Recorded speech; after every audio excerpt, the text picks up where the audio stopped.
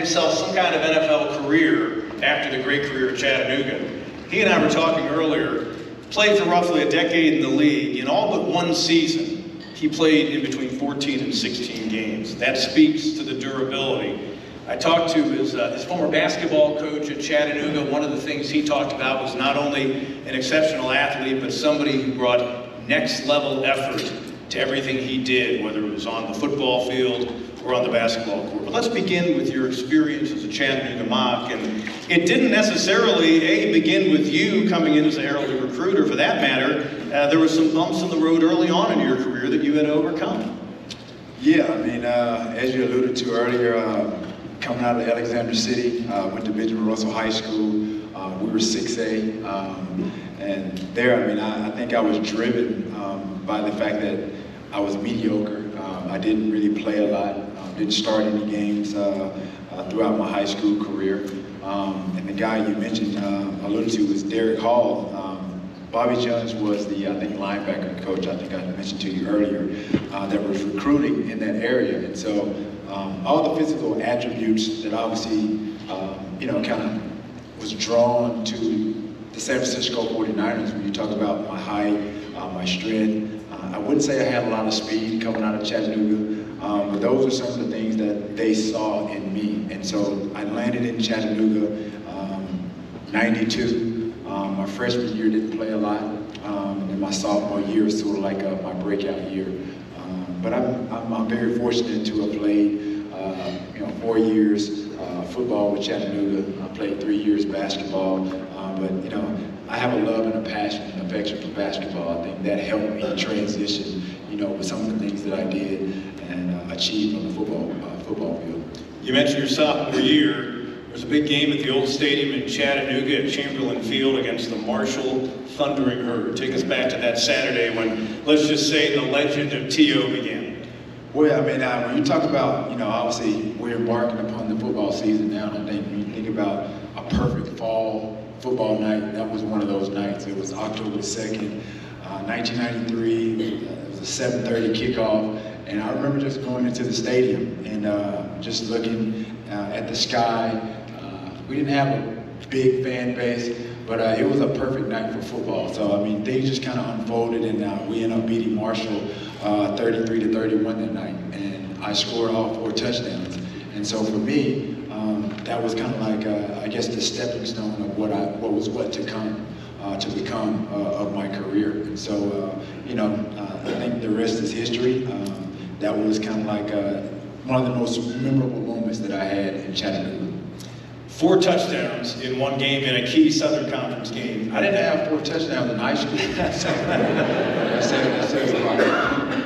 So, folks may not realize this. He played for 3 different head football coaches at Chattanooga. Yep. Buddy Nix recruited you. Tommy West for 1 year, yep. Who, and you coaches here will appreciate this especially.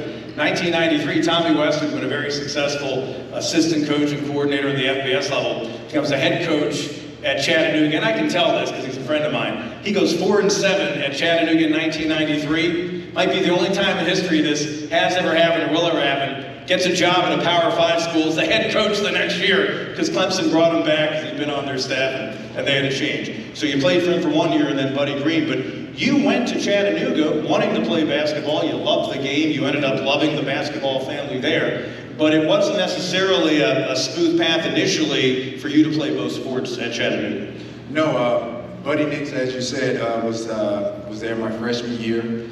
Unfortunately for him, he got fired after our freshman year. Tommy West, the guy you just mentioned, he comes in the second year. And so after the season, I went into his office and asked him if I could try out for the basketball team. And so they had some tryouts, for on the campus for guys that wanted to walk on and what have you. And at this time, they had already started practice. The season is over. They're getting ready for tournaments.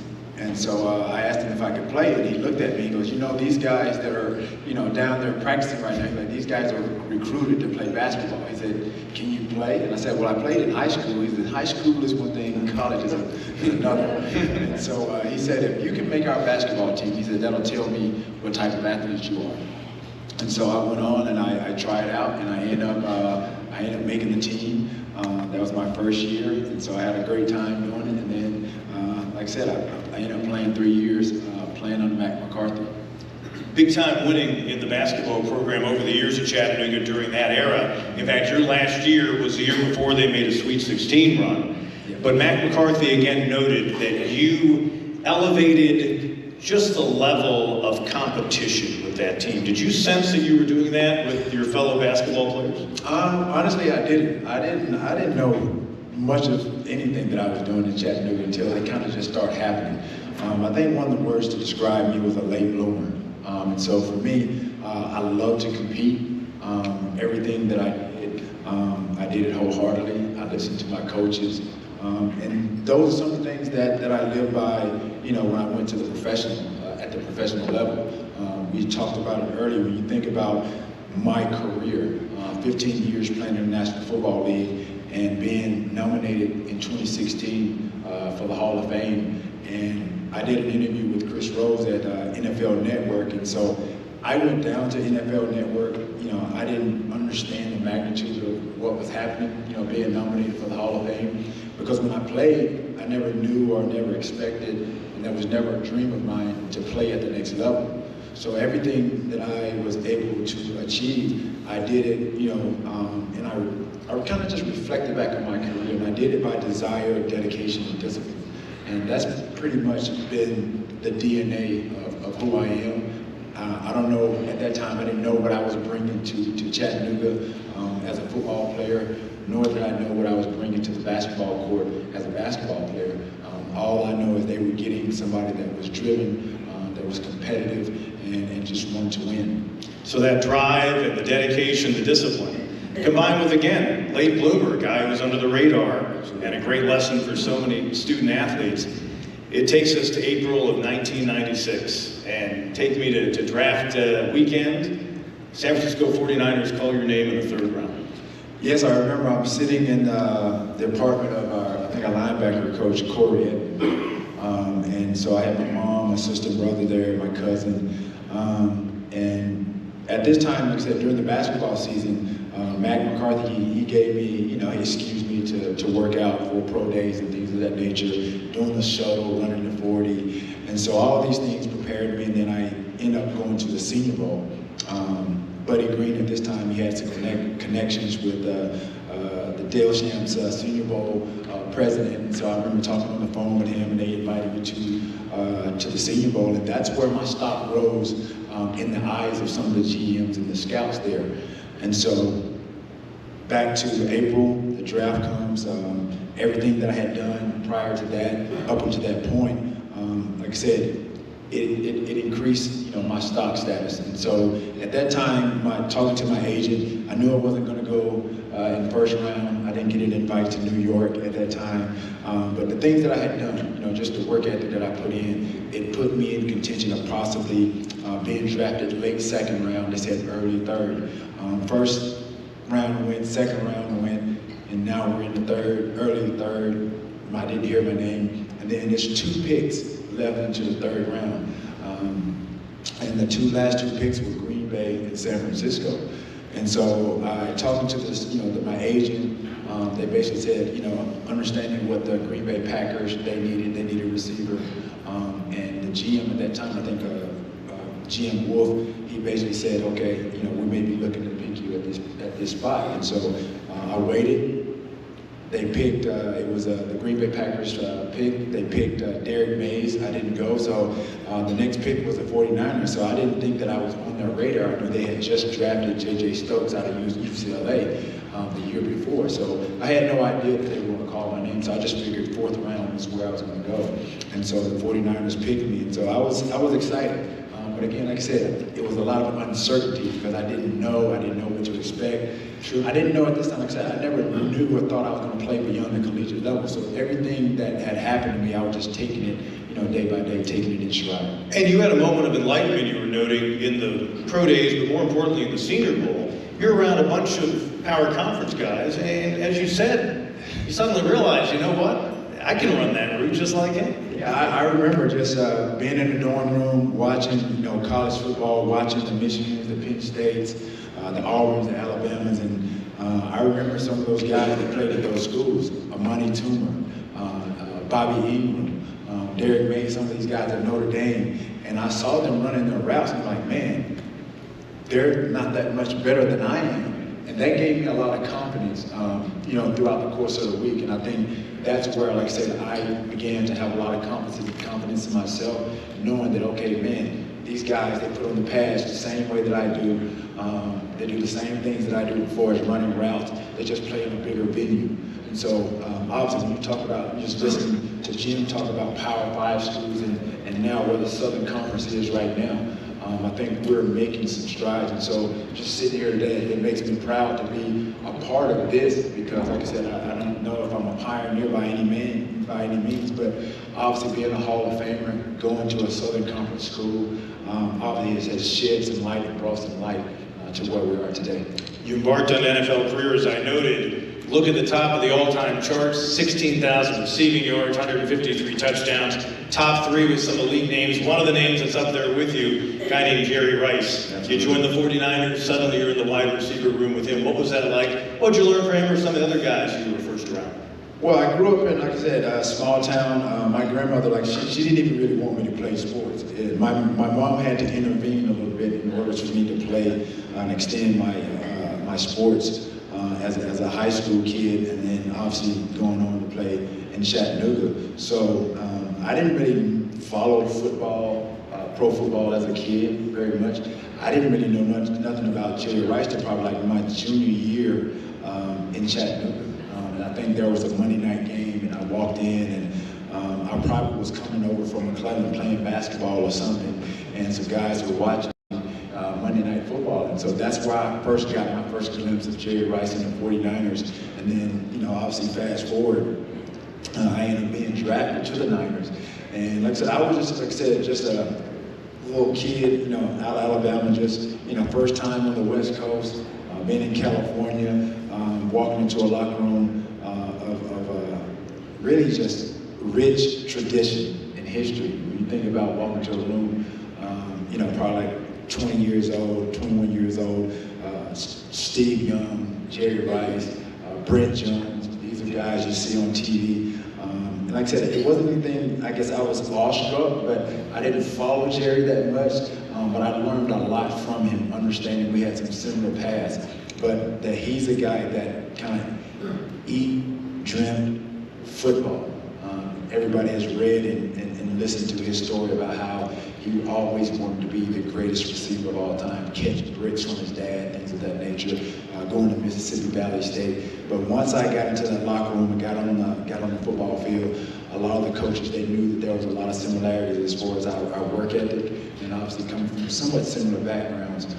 And just like I said, I soaked in everything that I could from him and listened to my coaches. My individual coaches, every stop that I went, if I didn't have those guys, I don't know if I would have been as good or become as great as I did. On your journey, you had the opportunity that most guys, when you think about it, the NFL don't get, and that is to play in the Super Bowl with the Eagles against the Patriots. What was that experience like?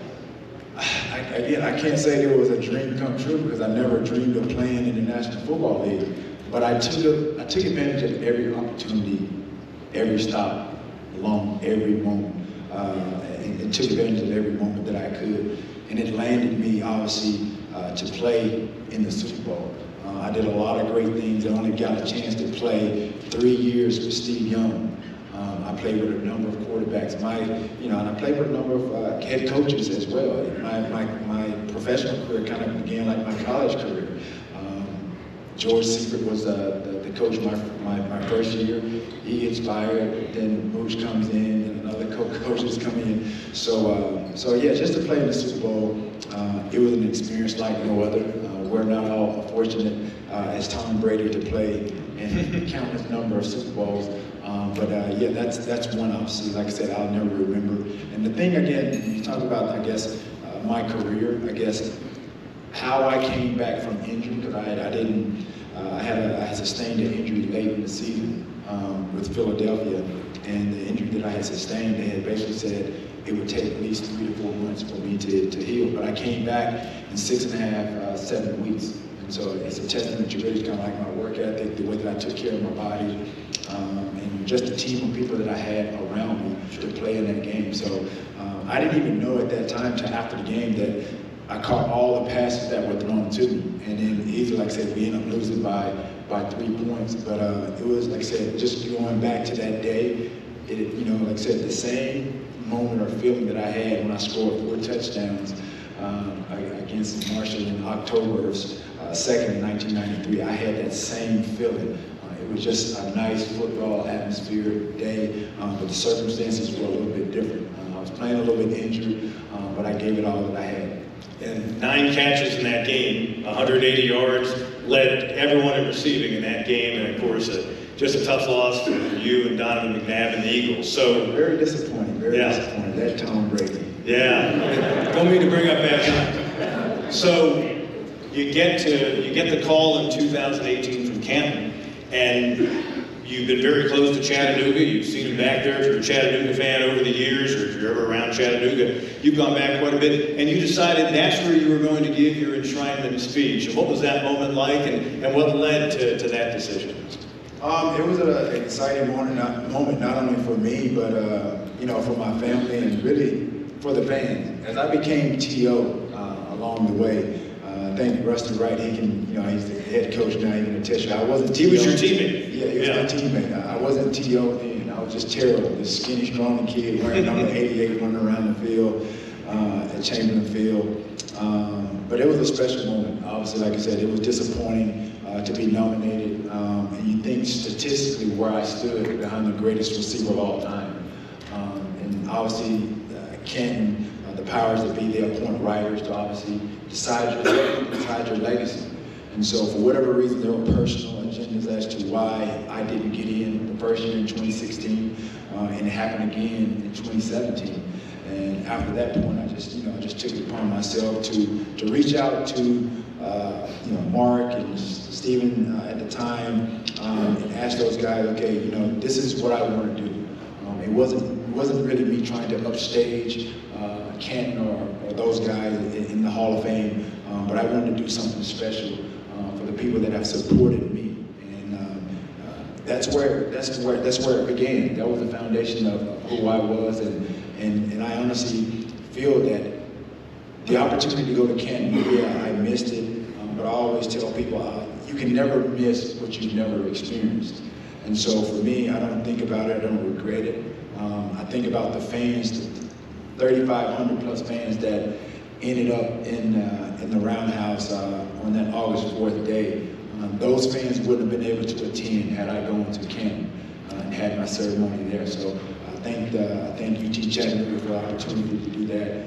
I talked it over with my closest friends and my family, and that's what it was about. And I think, not only, like I said, it gave me a platform to really tell my story, because it wasn't really about me. It was about the people that helped me along the way. And so the mantra, if you listen to my speech, it was this is for you.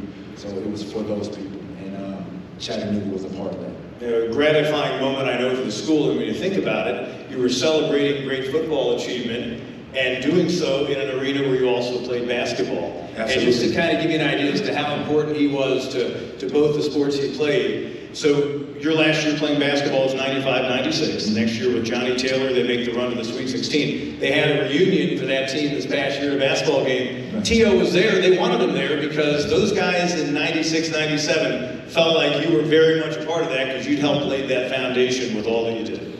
Well, yeah, man, like I said, my passion, my love was for basketball. Like I said, I can't say that I had a lot of great memories playing football. My fondest memories, honestly, was playing basketball. And I can't thank Mac McCarthy and all my teammates enough, and the coaches that helped me, that groomed me to be the player that I became. Not only just during my time of playing basketball, but even on the football. Those things kind of transition. When you think about football, it's hand-eye coordination, every sport for that matter. And so, like I said, my last memories, I think I may have been here in Asheville, North Carolina, and we lost, I think, the conference championship. So it wasn't the best memory that I have being here in that last game against Western Carolina. Yeah, it wasn't the best. But I'm back here today on better circumstances. Yep, absolutely. And we're so happy to have Terrell Owens, a great Chattanooga